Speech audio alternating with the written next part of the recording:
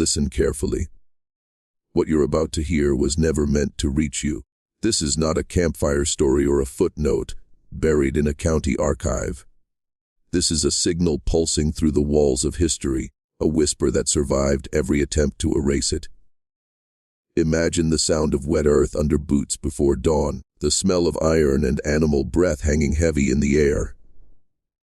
Imagine a woman with red hair pinned back, so tight it pulls at her scalp, standing at the edge of a pig pen, while the mist clings to her like a shroud. In that moment, she is not just Catherine O'Brien of Harrison County. She is every hidden impulse you've ever tried to deny, every shadow in the corner of your room that seems to move when you're alone. The county records list her as a farm wife. But the truth, the one you're about to descend into, is far older than Kentucky, far older than Ireland itself. It's about hunger for survival, for power, for freedom. And the price demanded when that hunger meets the machinery of a world built to grind down the powerless. She wasn't born a killer. She was forged by a system that counted on her obedience, on her silence, on her willingness to hand over her body, her labor, her future. And yet in the stillness of 1847, she broke a law older than any written code. She stopped being prey. When you hear about Catherine feeding her husband to the pigs, you're not just hearing a grotesque crime. You're feeling the tremor of an ancient pattern surfacing through the mud. This is the story of how greed mutates into violence, how institutions hide the evidence, and how a woman turned the very livestock that fed the county into her accomplices. Keep listening. With every word, the veil lifts a little more. By the time we reach the bottom of this descent, you won't be the same man who pressed play. You'll see the patterns everywhere. In contracts, in churches, in your own bloodline. That's the danger of forbidden knowledge. Once you hear it, it starts hearing you back. Do you feel that low hum under your skin right now? The one that tells you something isn't right? That's the sound Catherine heard every morning before the sun cracked open the hills of Harrison County. To outsiders, it was just the grunting of pigs and the creak of wood settling in damp air. But to her, it was the pulse of a trap closing. Her life was a chessboard built by men she would never meet. Bankers, land speculators, church officials, all waiting for her to fail so they could absorb her labor, her land, her body. And standing at the center of that web was Jeremiah O'Brien, husband on paper, owner in law, jailer in fact. When he decided to sell everything she had built and vanish west, he was doing what every institution around them had already done to her in smaller ways. He was erasing her. Understand this: in 1847, a wife had no legal existence separate from her husband.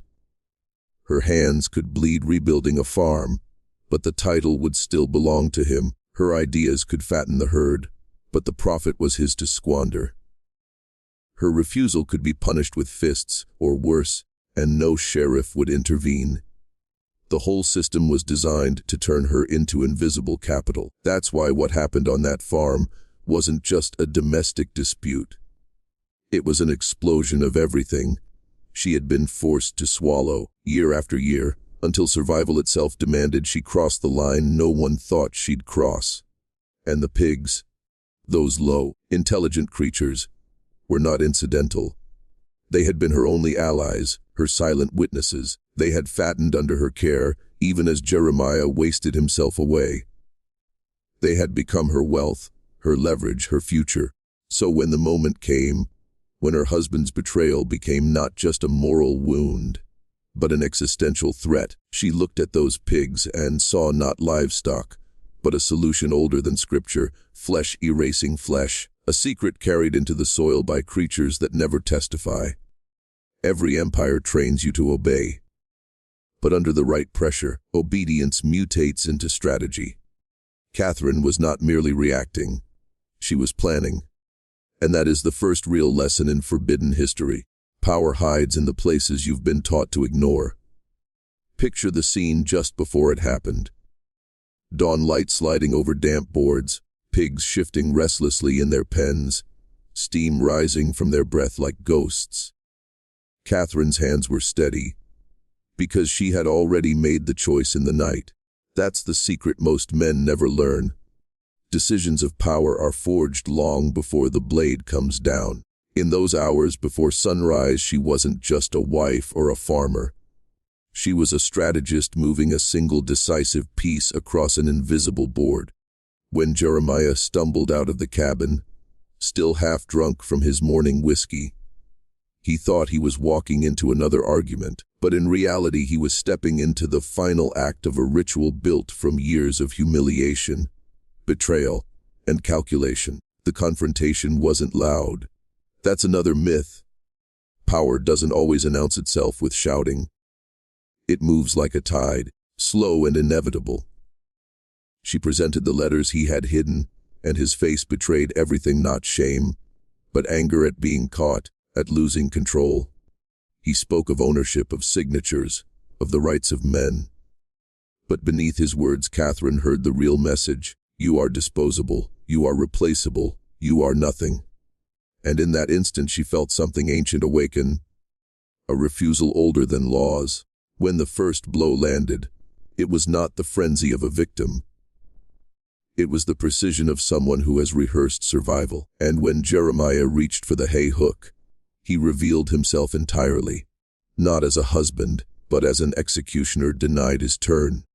In that suspended heartbeat, Catherine crossed the threshold that all hidden histories revolve around, the moment when the powerless stops accepting their role and reclaims agency by any means necessary. Understand, this isn't about gore. It's about transmutation. What was meant to devour her instead became her instrument. The pigs were not props in a grotesque story. They were the logical conclusion of a system that had already treated human flesh as expendable. Catherine was simply aligning reality with itself. And as Jeremiah fell to the mud, the entire structure of her life cracked with him. This is where most records stop. But our descent has only begun.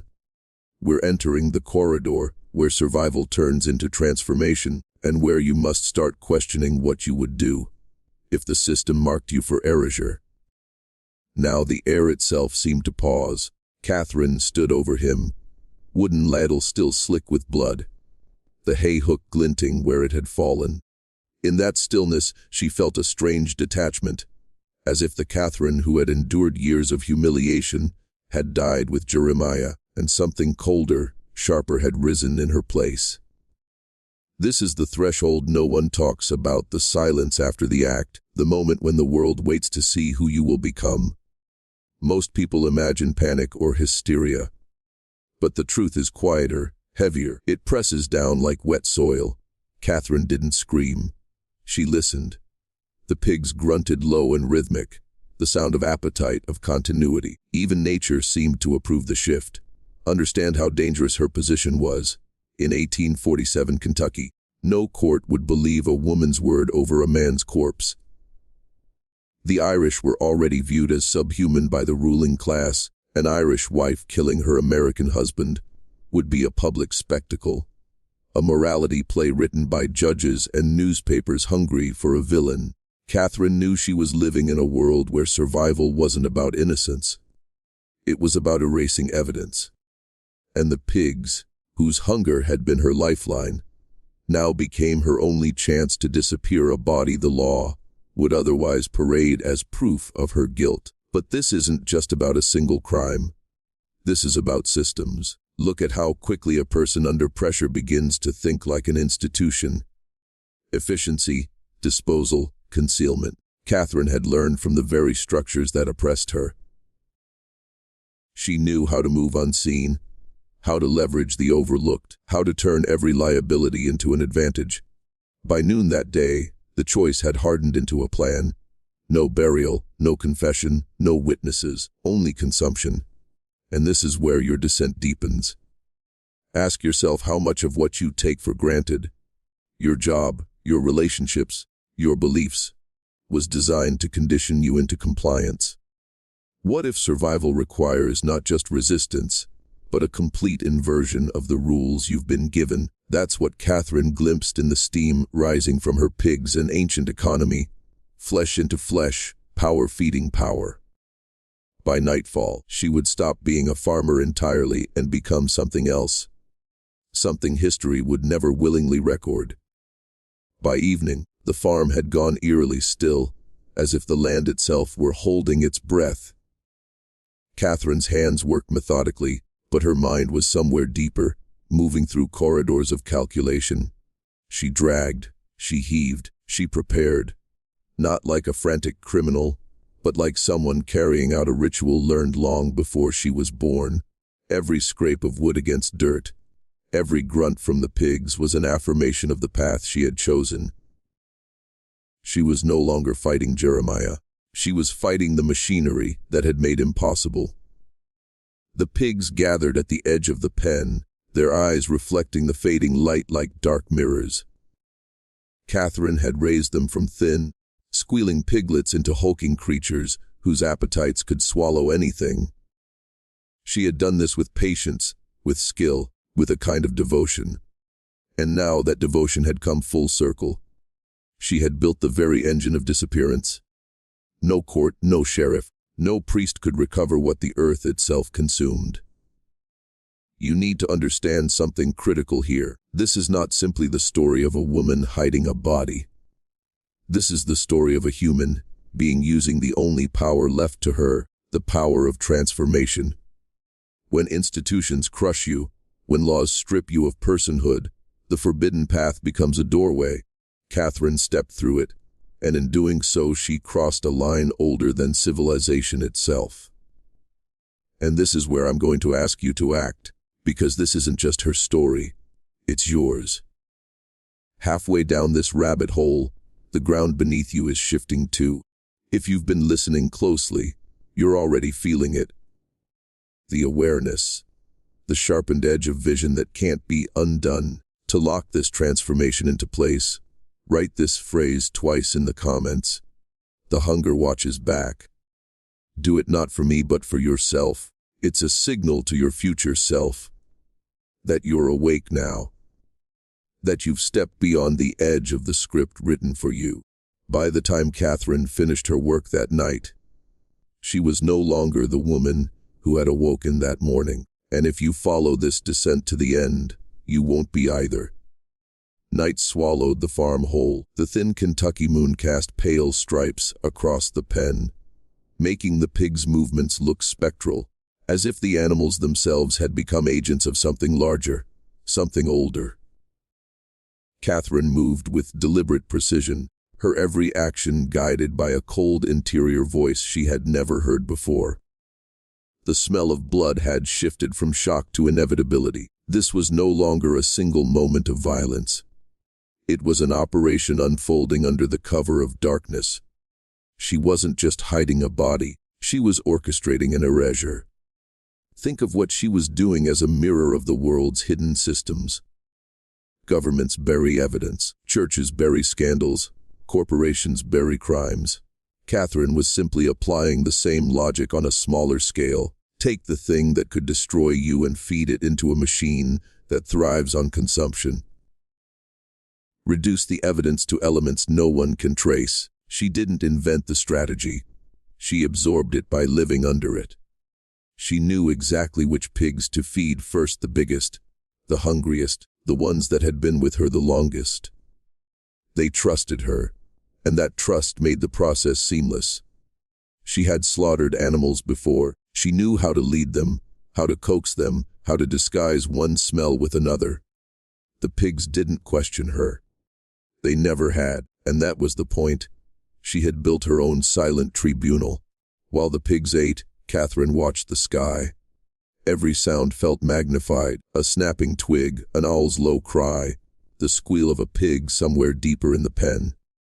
Each noise was a test of her resolve, but instead of crumbling, she felt herself harden.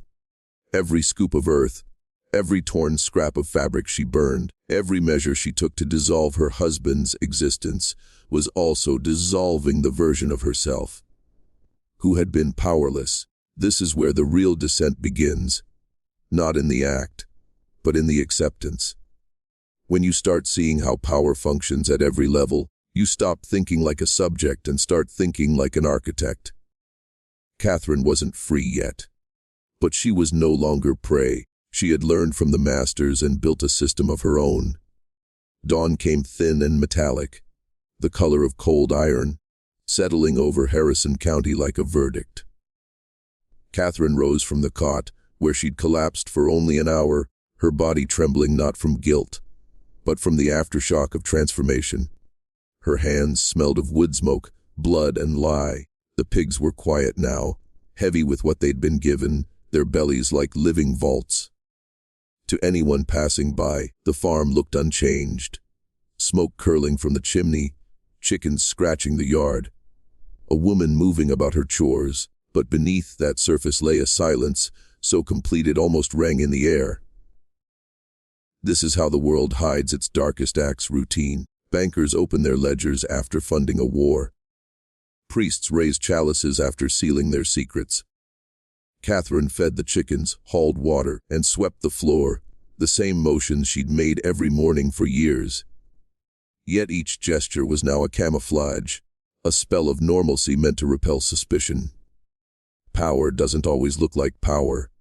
Sometimes it looks like discipline. She rehearsed her answers to questions no one had yet asked. Jeremiah had gone to California. Jeremiah had taken the mare. Jeremiah would send for her later. Each phrase she repeated until it slid off her tongue without tremor. This was the new architecture of her life.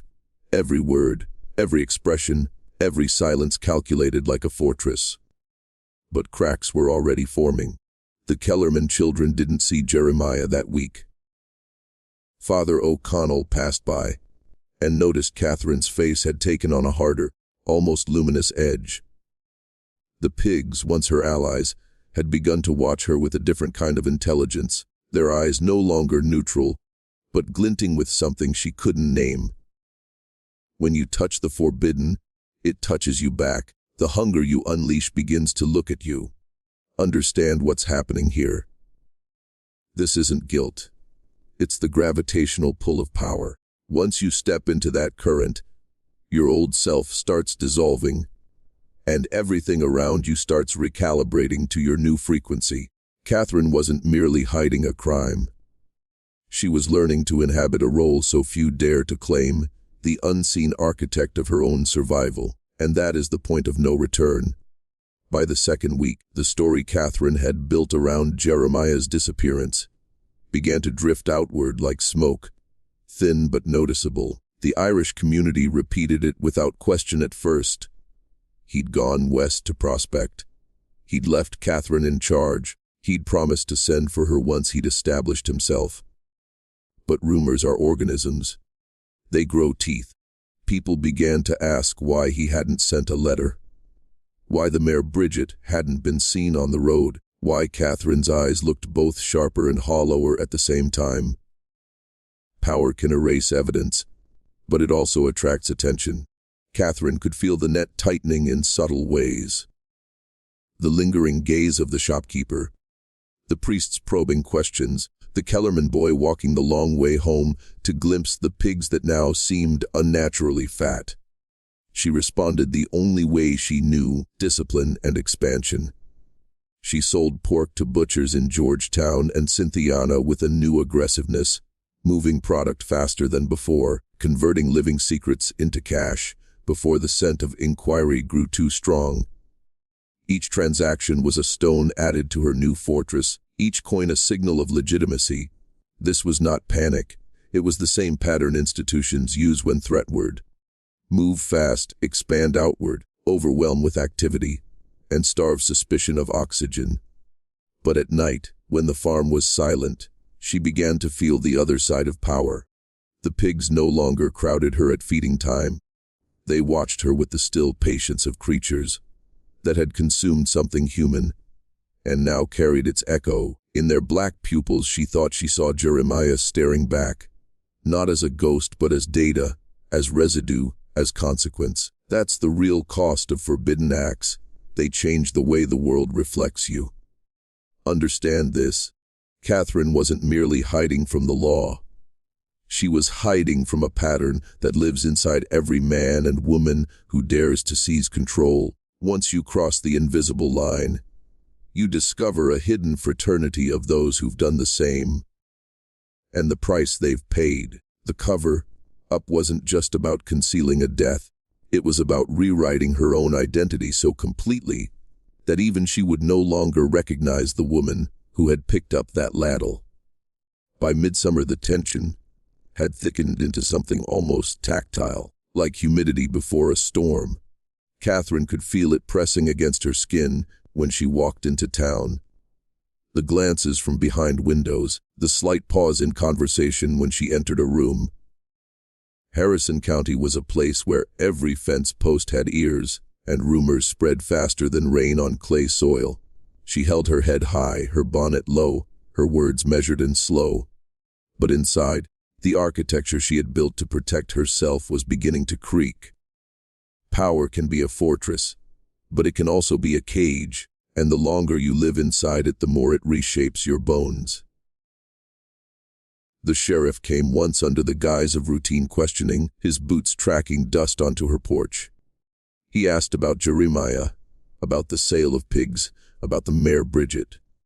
Catherine's eyes never flickered. She had memorized every answer, each one calculated to leave no anchor for suspicion. She knew to speak not too much, not too little, just enough to mimic the rhythm of truth. Yet she could sense the skepticism under his polite smile. Institutions know their own tactics. They can smell when someone has learned their language. At night she would wake in the small hours, the pigs silent in their pens, the cabin walls creaking with the weight of August heat. In those moments she wasn't the strategist, the survivor, the architect. She was a human being listening to the echo of her own heartbeat, aware of the gravity of what she had done. The pig's eyes glimmered in the darkness like embers, and she imagined them whispering her name, holding her secret in their stomachs, like priests of an older religion. Here's what you must see. The system had taught her invisibility, but invisibility has its cost. When you erase evidence, you begin to erase yourself.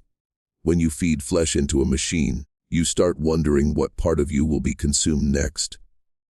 Catherine's power was real, but it was also corrosive. Every day she remained unpunished. She moved further from the woman she had been and deeper into the shadow world of those who build their own survival from the bones of their oppressors. Late summer in Harrison County felt like a fever that wouldn't break. Dust coated the leaves, cicadas screamed in the trees, and Catherine's pulse began to mirror the relentless heat. Outwardly she maintained the mask, selling pork, paying debts, attending mass when the traveling priest came through. Inwardly she sensed the geometry of her world bending, as if the invisible structure that had kept her safe was now tilting toward exposure. Power isn't just about control, it's about timing, and she could feel the timing turning against her. Whispers spread that Jeremiah had been seen in Louisville, in Cincinnati, even out west. Stories born of gossip but sharpened into questions. Why hadn't Catherine followed him?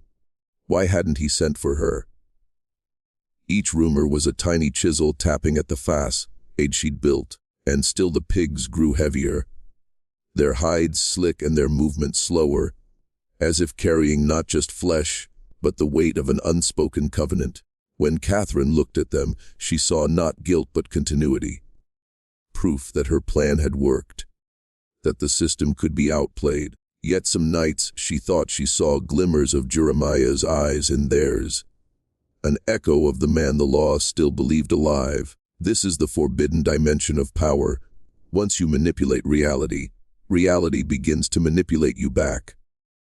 Catherine's sleep grew fractured, dreams of mud and teeth, and the metallic sound of the ladle hitting bone. The pig's grunts merged with human voices in her mind, a chorus of appetite and accusation. She woke drenched, clutching the crucifix at her throat, unsure whether she was praying for forgiveness or sharpening her resolve. Understand, this isn't guilt in the ordinary sense. It's the pressure of occupying a space no one is meant to inhabit. Of knowing you've breached a membrane that separates the sanctioned from the unsanctioned. The institutions that had once rendered her invisible now cast their slow, curious gaze her way, and the woman who had once been powerless now understood something chilling. She had become part of the same hidden machinery she'd fought against. Her survival had turned her into a living echo of the very forces she despised. By early autumn the fields browned, stalks bowing under their own dryness, and Catherine sensed an invisible clock ticking somewhere just beyond her hearing. What had begun as survival had hardened into routine, and routine had begun to feel like ritual. She slaughtered pigs, salted meat, patched fences, and rehearsed her lines for the inevitable next visitor. But each task now carried a faint shimmer of unreality, as if she were tending not to a farm, but to a stage set, one whose curtains could rip away at any moment. The sheriff returned with a deputy this time.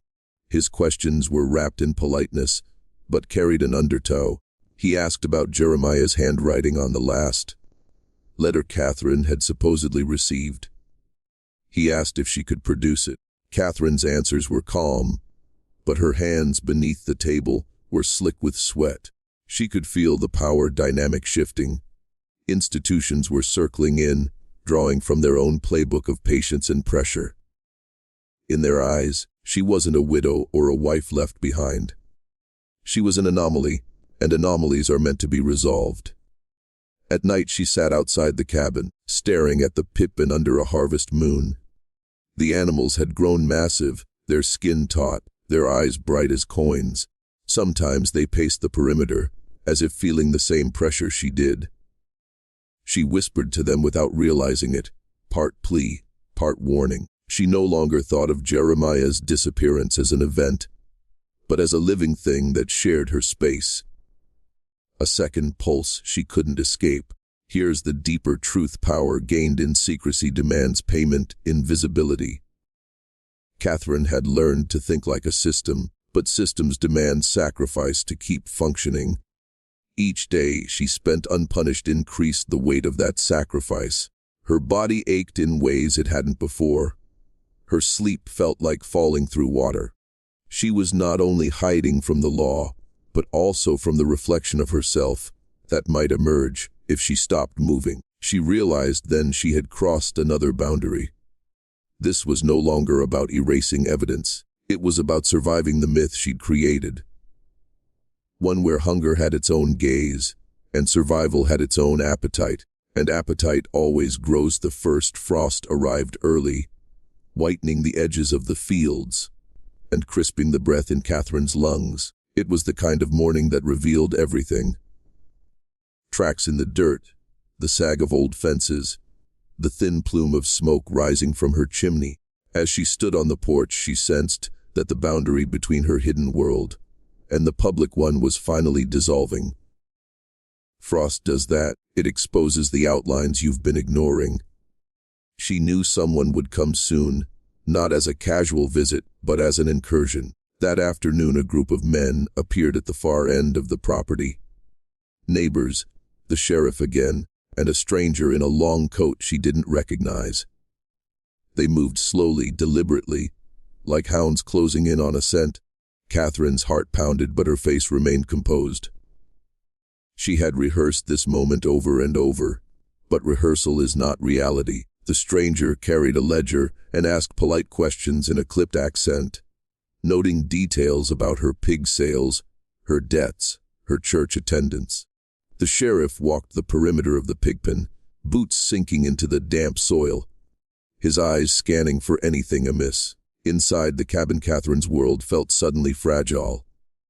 Every piece of furniture, every sack of grain, every nail in the walls seemed like potential evidence. She had scrubbed, burned, hidden, planned. Yet the very neatness of her life now felt incriminating, like a stage set too carefully arranged. She thought of the pigs, their swollen bodies, a grotesque ledger of everything she'd tried to erase. Here's the point: systems eventually reclaim their data. What Catherine had done was not invisible. It was merely delayed in its discovery.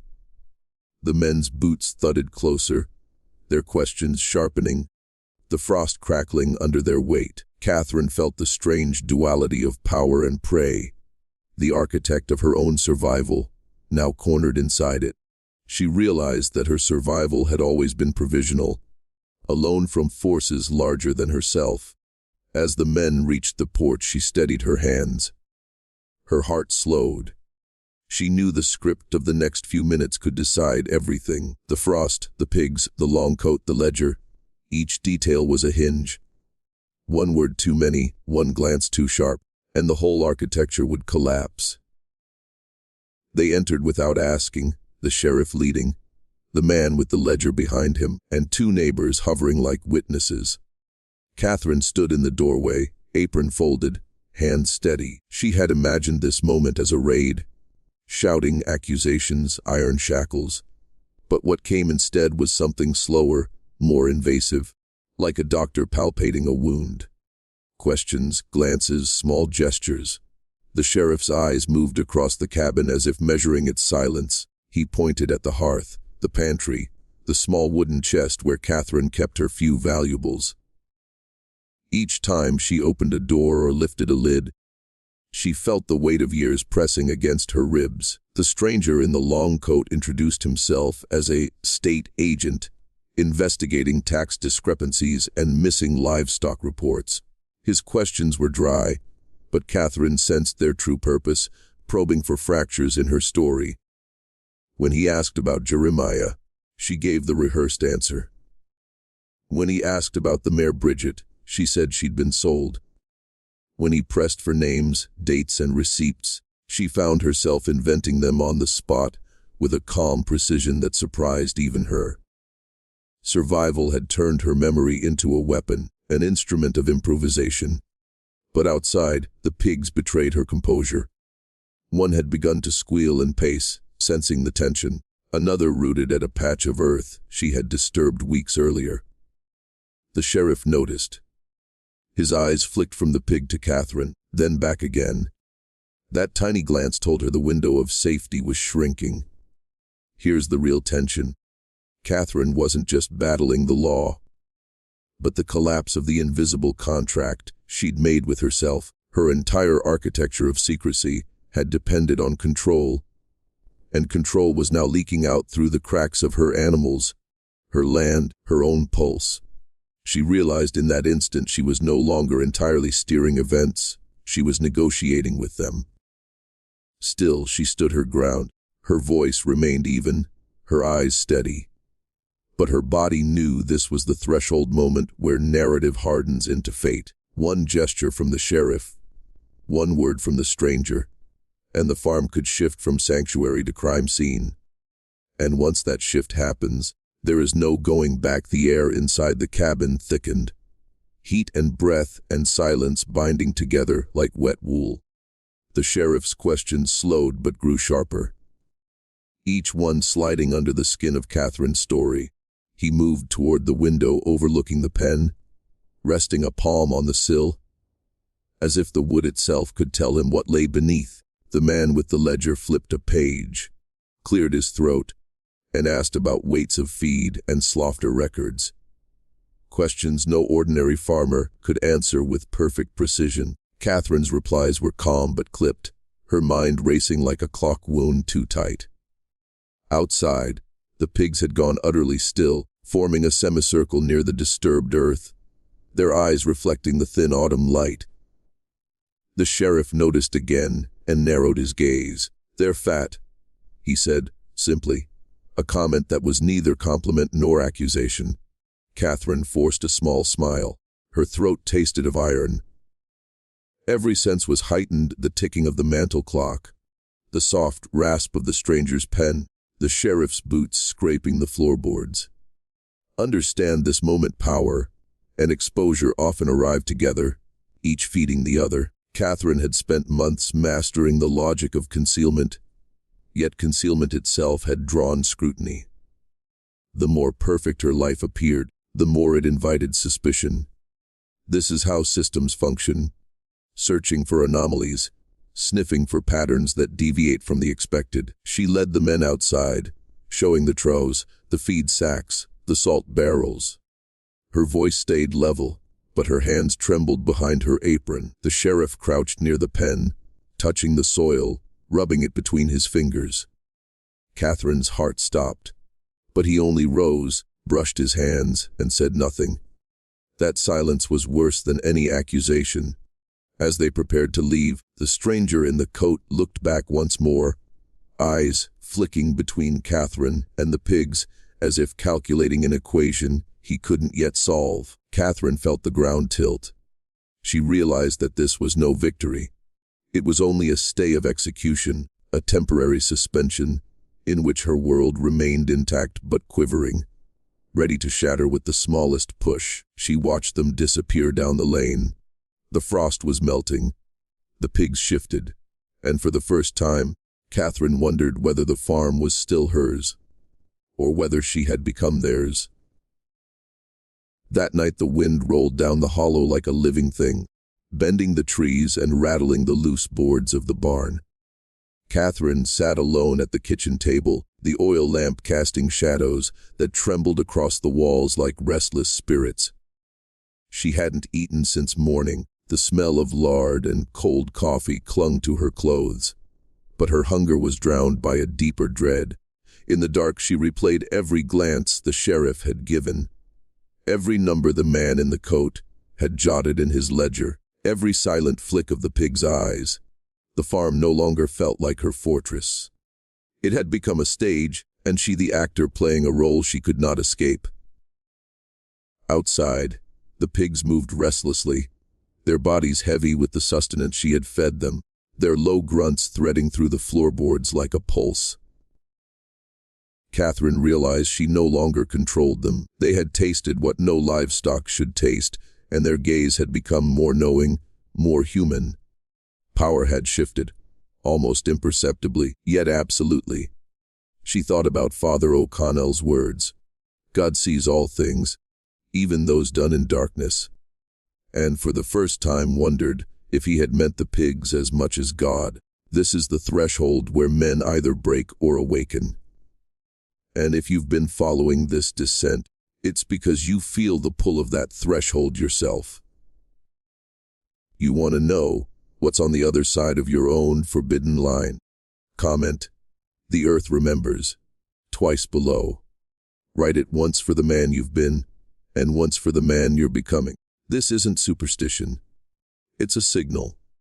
It's how you mark the point of no return. Catherine rose from the table and moved to the window. Moonlight had turned the pen into a pale, glistening pit of movement. The pigs pressed together, their snouts lifting toward her in eerie unison. They were waiting, not for food, but for her decision. She thought of Jeremiah's last breath, of the sound of the feeding ladle striking bone, and of the terrible quiet after. The pigs had accepted their role without question. Now she would have to accept hers. The farm would either consume her secret or consume her. In the silence, she whispered a prayer, but no words came. Only the sound of pigs breathing in the dark, slow and deliberate, like the rhythm of an ancient machine.